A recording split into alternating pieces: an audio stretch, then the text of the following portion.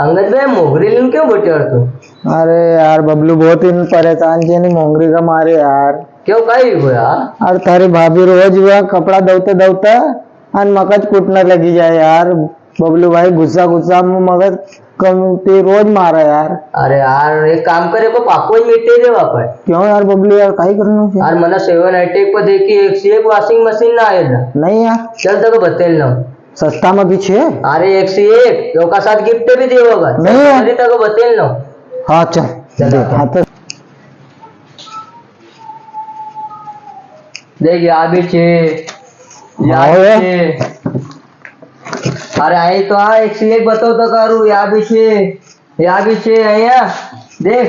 अरे मजा आई जा एक नंबर छे यार।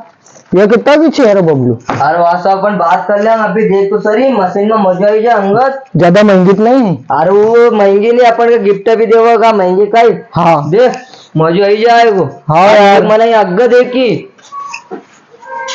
एक आमद थारा पूरी भी नहीं लेगा इतनी बड़ी चीज देख। नहीं यार सैमसंग कंपनी की छे रे। अरे हाँ हाँ देखी ना गयो तो।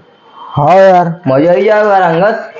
हाँ यार ले लूंगा यार एक वहां मार से तो बच्ची जाऊंगा यार इन्हें मोंगरी थी। हाँ तो कहूँ याद ले तू अंगद एक नंबर रहेगी यार काई गए तू। हाँ चल भैया से बात करा। चल भैया से बात करा।